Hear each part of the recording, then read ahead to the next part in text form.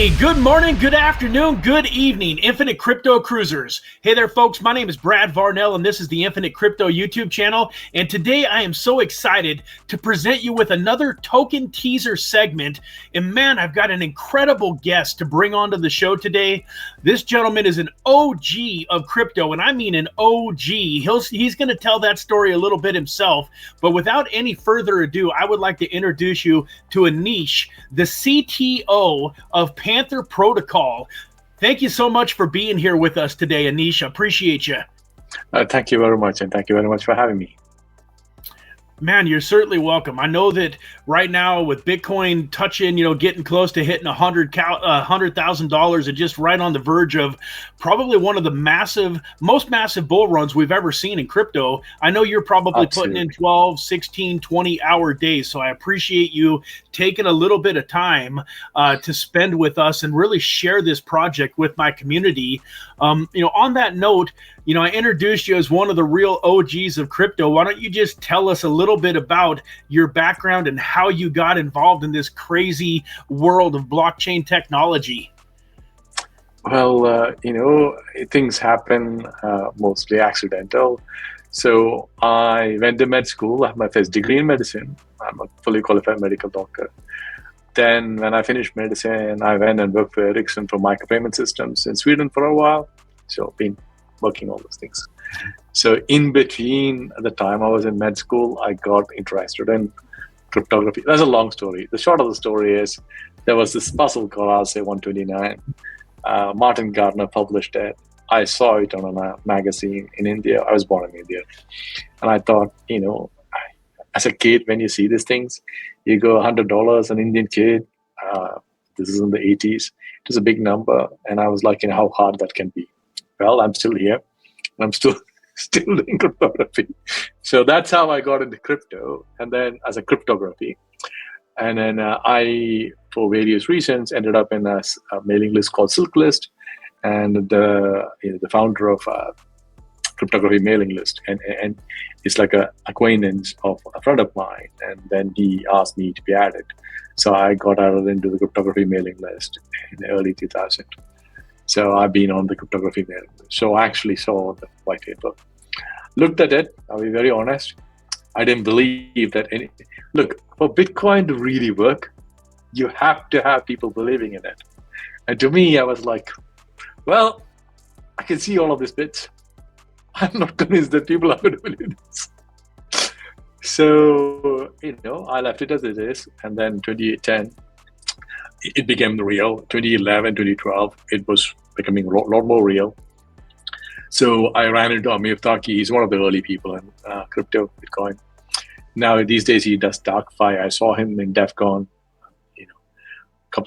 a week ago, give or take. So we ended up running a workshop in Hackerspace in London, teaching other people how to do, mine Bitcoin. Don't ask me, did I mine? No, obviously. So then in 2013, it so happens that I ran into one of the early investors at Ripple. They were looking for a CTO position, if I'm not mistaken. And I ended up being offered an advisory and I accepted it. So in October 2013, I became an advisor to Ripple. And, I had some other interest. So one of the interests is open source robotics. So I ran into Vinay because me and Vinay used to share the stage. Vinay used to talk about Hexayet. I used to talk about open source drones. So Vinay got into Ethereum. So did a bunch of other people. So when Ethereum became real, Victor actually asked me if I would help them. So I reviewed the Ethereum's orange paper. So Ethereum has three pieces: EVM, Whisper, Swarm. So Swarm is the piece that I was involved in. I was part of the team till like 2018. I've given a couple of Swarm Summit talks. So that was the start on getting into Ethereum. And then 2016, 2017, all the protocol runs happened. And I ended up helping a couple of protocols. Well-known ones are Ocean, Boson, Pillar, a bunch of them. So did design a whole bunch of them. And then somewhere in the midst, I was always interested in zero knowledge. I ended up into the zero knowledge, whatever you call maze. And, it's a third of the zero knowledge startups I'm working with. And I'm still here. So you were talking about bull runs. I've seen a few. And bear runs as well. Normally the bear is the one that really hurts. And bull run hurts too. You look at it and go, yeah, I should have done this. But then Awesome, man. Well, I definitely appreciate you sharing that with us. And so let's go ahead and move right into, pantherprotocol.io and give the community a little bit of an idea. What exactly is Panther Protocol? What's the problem that you saw in the marketplace? And then how does, Panther Protocol kind of provide the solution? So the way I would describe this is like, if you look at the hedge fund world, right? There is a hedge fund called Renaissance Technologies, right? You and I can't get access to it because it's only open to the employees of Renaissance Technologies. That's a hedge fund. And these guys have been returning ridiculous numbers. If I'm not mistaken, like anywhere between 30 to 66%, right? And they're consistently doing it for the last 20 plus years, right? And the guy who founded it is called Simon. He's the guy who actually donated a bunch of money. He passed away last year, but he donated a bunch of money to create Simon's Institute. The summary to this is that the reason why nobody is able to actually copy their strategy is their strategies are private, right? They use the thing called dark pools, right? So nobody actually knows exactly what their strategy is. So, we were looking at it and going, we should have the same opportunity in the DeFi world, right? When you have public blockchain, when everybody sees your strategy, they can do multiple things. Firstly, they can just copy. You can just go, look at the smart contract address, go to the graph, deploy a subgraph, and just completely copy. So literally, that will take out your liquidity straight up. You can do MEV attacks. You can sandwich it, front run it, all of that, right? So how can you actually have a solution that allows you to actually have all this upside? And in between, what has happened is that there's a bunch of regulatory changes, which actually force people to have compliance to the OFAC list and being able to prove things to the IRS or HMRC in the UK. So literally what Panther does for you is a compliant, composable, I would say, private DeFi with selective disclosure. So what this means is you come to Panther, we actually currently use Purify. They provide the KYC for you. And once the KYC is done, then we will give you a derived identity, which you can that's the first use of zero knowledge in that sense. That gives you the new identity that allows you to do the trading in a multi-associated pool. That has adapters to a whole bunch of DeFi protocols. You can deploy your strategy, you make your money, and everybody else looks at it. It looks like Panther is actually doing this. And then when you want to actually submit your year-end tax returns, you can definitely use Panther again and, disclose the transactions and, pay the taxes and all those things. Again, the disclosure question is your question, right? Like you as a user can decide whether you want to disclose. If you don't want to disclose, nobody's going to post. I don't know if HMRC comes after you, IRS comes after you, but Panther protocol has nothing to do with you. You are fully in control of whatever you do, right? We actually enable you to get KYC, but we have to force you to actually do KYC because of the assurance that we have to give you, right? The assurance we give you is that you would not get into trouble getting into a multi-associated pool with anybody from the OFAC sanctions list, right? That is an assurance we can give you. For us to give you that assurance, we have to have this ability, right? So that's kind of how I would describe it. Awesome. Thank you for that. Let's run over to your website, which here for those of you that are watching that want to take a closer look at this yourself, it's pantherprotocol.io. And you can see right here at the top, building confidential on-chain DeFi transaction infrastructure. Is there anything in particular that you would like me to highlight on the website, Anish? I would probably not say there's anything specific that you need to look at. But as I said, there are a bunch of reports that have come out. So if you are curious to understand why Panther is special, there's one article, probably that blog post is here. There's a comparison by Greenfield. So, Greenfield actually compared all the different privacy protocols. And when you look at that, there's like a small comparison chart. You can literally see that Panther is the only protocol that has pretty much every mechanism that you could think of that you have available pretty much implemented. So that's the only thing I would say. Like, just wanted people to understand how much of features and how much of effort that has gone into it, that we got in Panther to where it is. Awesome. And so, one of the most important things it sounded like for you when we were talking off camera is really to have folks like myself and my community just come in and start using the protocol, because from what you were saying, once we start using it and fall in love with it, it's just going to be very, very natural to want to share it with the people that we know. And then eventually the goal, it sounded like, is to get involved with some big licensed financial institutions and have them use Panther for their clients. Is that correct? Yeah, I mean, like, the way I would describe it is like, we were talking about the, why we ended up building Panther, right? And we talked about hedge funds, right? So these hedge funds are now entering into crypto, and they were to enter crypto, if they want to do the kind of transactions that they want to do with KYC and KYT, right? Panther definitely is a very, very good fit for them, best fit for them. But what I'm saying is, like, it doesn't prevent an average user who has a strategy, right? This is the question. If you're a user, if you have a strategy, you want to have the ability, you're okay with doing KYC. This is an important thing. You're okay with doing some level of KYC, and you actually want to deploy a private strategy. You might be able to do that with Panther. So that's the bit that one needs to understand. If that's the case, then you can definitely go ahead and use it. And it's currently in testnet. It'll be, we are doing some canary network, so it'll be live in the new year. So we just want to do a bit more canary testing, and then it'll be live. So you can, as you can see, various stages of testnet are still live. Okay.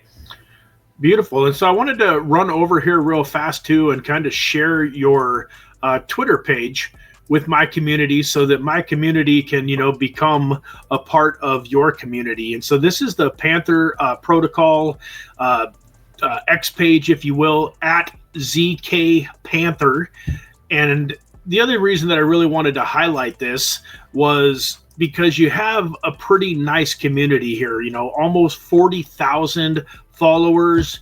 And I also always take a look at this, and you've got several people, 12 people that I'm following and that are following me that are also following you, and that's always a good sign to me. That shows me that people in crypto that are in the know and that have some experience are following what you're doing and keeping a close eye on Panther. So that's amazing.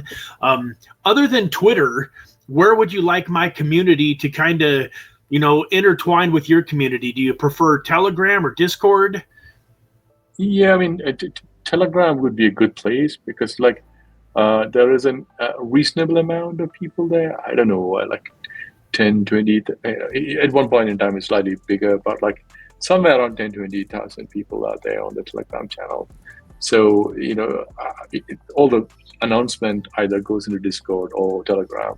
So Discord is much smaller community. It's more technically savvy people, I would suppose. Okay. Telegram actually has a lot more people whenever there are public announcements. So there's like a couple of announcement channels. One of the announcement channels, normally if there's any AMAs, anything like that, definitely goes on the Telegram channel. So also if there are any updates, any test versions coming out, definitely it will be on the web page, but at the same time, Telegram will be a place that you can actually find updates.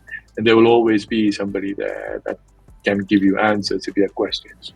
Awesome. Sounds good. We'll put the links to all of those in the description of the video. It sounds like, if I understood you correctly, that the Discord would be a great place for somebody to go if they're really having some questions, some technical difficulties, they really want a little bit more of a deep dive on the protocol. Yeah.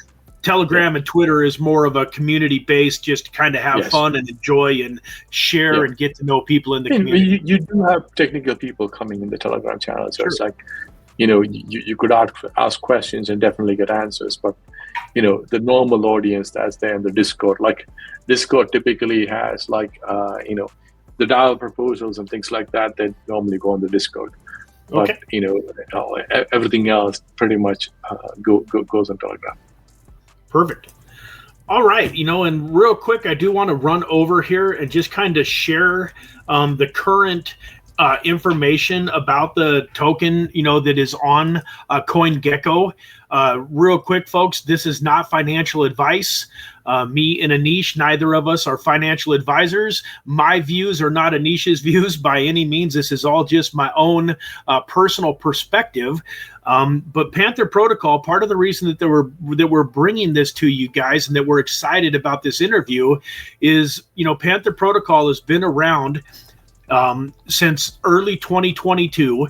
It's made it through the bear market in 2022, 2023, working hard, has an incredible team. And as of right now, you can see here, folks, it's sitting at a little over a $3 million market cap. And Anish and I were talking a little bit off camera about how, Bitcoin is a fantastic token and you can make some money in Bitcoin, but you're probably not going to really change the wealth needle in your life unless you're willing to wait 10, 15, 20 years for Bitcoin to mature into a multiple $1 million asset. If you want to create some financial wealth in your life quicker, then you might want to take a look and do your own research, do your own due diligence at some lower market cap tokens like Panther Protocol. So as I said, it's got a fully diluted valuation also of 3.172 million. So all of the tokens are, most of the tokens are out in circulation. And if you go here, folks, you can see where its all-time high a couple of years ago was 43 cents. So right now it's about 98% lower than its all-time high, which, as you know, here at Infinite Crypto, we believe that that's an opportunity. If you can find a company that's had the heck beat out of it, but is still running strong and dusted itself off and is still moving forward, that gives you an incredible risk versus reward, in our opinion. So take a close look at this token.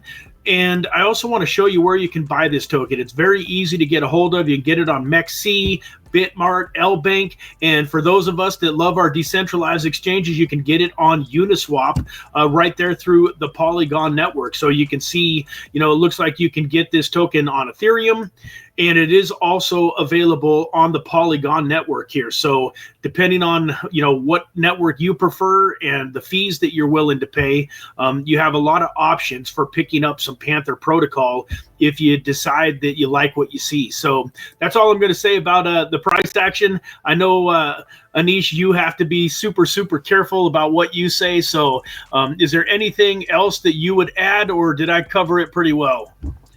I mean, I can't comment on any of those things because it's like, there's this construct of privacy. So I am incredibly concerned about saying anything of any kind. Absolutely. I can only talk about technology. I'm very happy to answer any technical questions, but market conditions, I would try not to comment on those. I understand. When it really comes down to it, the technology is what's important anyways, because one of the things that I really try to do in crypto is I'm looking for projects that have real world use case, real world utility that actually solve a problem that humanity has. And in my opinion, there's way too many companies out there in the blockchain space that really don't have a good reason to exist. And so the fact of the matter is, I agree 100% with you. If you guys do what you need to do with the technology and building out the platform and making it, available to users, the price of the token is just it's just something that happens along with the company growing. Like Microsoft didn't grow into whatever it is, hundreds of billions of dollars in market cap, because people were buying the stocks, just speculating on it, just hoping like it was, something would happen in thin air. Microsoft became worth hundreds of billions because it provided solution that 99% of the world uses at this point. Like I've got Windows on the computer that I'm on right now. And so I love the fact that you guys are a utility token. we like to talk about tokens that can be around for the next several decades, not something that's going to be here today and gone before the next bull run. So I just want to add a couple of things just to be very clear. So I don't think, and as somebody who has been around for 12, 13 years in this ecosystem, I typically say this to people, every 3 or 4 years, the top 10 people will change. The ecosystem will change. Our bet here, and this is our bet, and I should explain why I say this. Our bet is like Ethereum will be a layer 1 that's going to be around. So again, I might be biased. As I said, I'm one of the early people on the Ethereum Swamp team. So, I can't remove my bias. I am what I did. So the same way as I would say, I might have a bias towards Ripple. Again, same thing, right? So what I'm saying is like one never knows. Like if you were to go back in time and look at the top 10 and look at top 10 in 2016, look at the top 10 in 2019, you look at the top 10 in 2022, and you were to look at the top 10 now, this snapshots look slightly different, right? And there are a couple of very constant people. The rest move around. So yep. BTC is always BTC. It's always been BTC. It'll still be the BTC. So Ethereum has been like a very dominant play in every other sense, right? So assuming, we also plan to possibly deploy this in NEUR. So I had a conversation with the NEUR guys. The NEUR guys actually gave us a grant. There's also a grant that Flare was given us. So that is possible that we might deploy it on both NEUR and Flare. So it depends on the team, right? Like, we want them to enable us to deploy it. So I probably should explain a bit more about this privacy mining construct, which is essentially, for anybody to have privacy, when you use the mechanism of shielded pools, you need to have enough of members in a pool to actually have privacy. So I'll describe that in a bit. What I wanted to say was like, we are making a bunch of assumptions. The assumptions we are making is Bitcoin is going to be there, Ethereum is going to be there. There will be a bunch of layer ones that we are currently playing around with. I don't know in 10 years what will be around. And there's also this obvious thing. I'm not being a boogeyman, but I wanted to say the obvious. There's this threat of quantum computing hanging over our head. If it really takes off, our problems, the hard problems on which both Bitcoin, Ethereum, and a lot of the layer ones are based on, which is actually what we call integer factorization. When you're given a very large number, you want to break it up into the prime factors. That's called integer factorization problem. And that's the basis of RSA. And if you have like a discrete log, you need to find, what is it that gave the discrete log, the elliptic variant of that. That's the basis of Bitcoin, security of Bitcoin and Ethereum. Will be a very solvable problem. If that happens, there might be a significant shift in the layer ones, right? So in 10 years' time, the way I would say is like, the landscape might be very different. But, assuming. So having said this, I should add the bit. So our emission curve was 12 years and still is 12 years, right?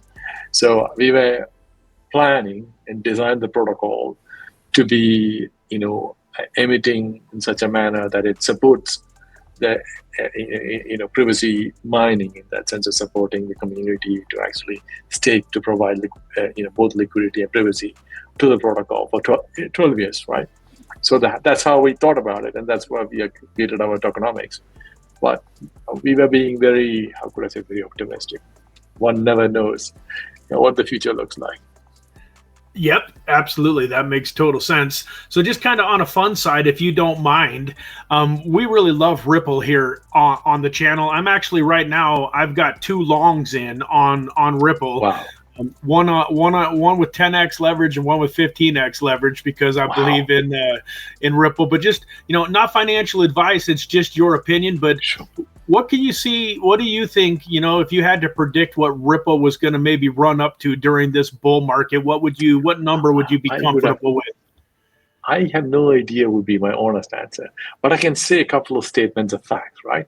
So over the years that I've worked with them, I think 2017, I think there was a bull run. At that point in time, Chris actually overtook Jeff Bezos, right? As in Chris Larsen. So, that was the high, I think like 5 or something like that. So, and given the changes in the US, especially the regulation, I don't know if there will be a similar bull run which is comparable to the previous one. So again, I am not at all a trader. No clue about any of those things. You can ask me more about zero knowledge, analytic curves, and cryptographic mechanisms. I can give you very good answers. You can ask me about layer one designs. I've been involved in half a dozen layer one design. You can talk about protocols. I've designed at least more than a dozen, probably close to 1.5 dozen. So I can tell you very good, I don't like talking about things I have no clue about. Telling how much any of these things go up is one of the things where I have no clue about, and I don't believe anybody has a clue about it. Yeah, none of us do, for sure. Absolutely. It's all just, looking into our crystal ball and making educated guesses. So, I was about to say we have the Vision Pro. Right? Absolutely. Well, man, it's been a pleasure, Anish. Thank you so much for being on the channel today. Once again, we're going to put the links to Sure. pantherprotocol.io, the link to your Twitter and your Telegram and your Discord, and I do a microcap gem live stream every Wednesday at 9 a.m. Pacific Standard Time, where I talk about tokens that are on my radar, and my community also brings tokens to me that they're excited about or that they would like me to look at. And we're definitely going to talk about Panther Protocol next Wednesday on that live stream. So thank you so much for being here. Very much. Yeah, really excited to see what happens over the next 3, 6, 9 months. And I would love to have you back on the show at some point in time. Absolutely. Yeah, I mean, I am hopeful. And my hope is we will be able to deploy into other chains more and have multiple major DeFi protocols be having adapters. But the adoption and taking off very much depends on, it's not in our control. It's one of those strange things where I don't know if you remember this, going back in time when the browser war started, right? So, when there were no browser, links was the thing. And Mosaic came along. Mosaic was a killer, right? But Mosaic got killed by other things. And Internet Explorer exploded the internet out, right? So, one never knows. It doesn't necessarily mean that the best technology always wins. Right. So, as a builder, you will always be biased towards what you build, but one never knows. Absolutely. So, well, with that, I'll let you get back and enjoy the rest of your day or night for you. I know it's pretty late, I think, wherever you are in the world. And so, I'm in Dubai. Okay, nice. I'm looking forward to making a trip out there soon. I haven't been to Dubai yet, but my team and I want to go out and. You should definitely come around. What has happened is there's been a collection of people here. So when I moved here, I did something silly because there was a large amount of marketing people. I created a group called Coffee with Crypto, and I offered everybody free coffee if they don't talk anything about marketing. So that should tell you about me and my ability to market myself for my protocol. Right. So, and that's the Telegram channel, Coffee with Crypto. I'm very happy to add you. Now it's kind of not very active, but before, every Saturday, we would actually invite people. So essentially, if you were my friend, then you are a technical person, I would definitely twist your arm, buy you a dinner, and force you to give a talk. So that was the whole modus operandi.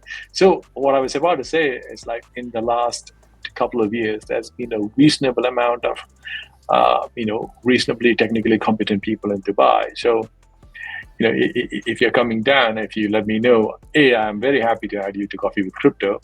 Now it's not very active. I put my hand up. I'm responsible because I've had a, bit of a travel, and the amount of time I get to focus has come down. But definitely, I'm very happy to help you get to a couple of introductions and wonderful help you in whatever way again. I will definitely take you up on that. Most welcome. Oh, cool. All right, my friend. Well, thank you again. We will see you very, very soon. And like I say, look forward to sharing you with my community through this video and on the Wednesday live stream. And if you want to if you want to tell any of your community about the Wednesday live stream, I'll show, I'll share the link with you to that video and that type of stuff. Yeah. So if they want to come out and say hello on the live stream, that'd be fantastic. Okay. Thank you very much. You're welcome. Have a great evening. All right, guys. Bye for now.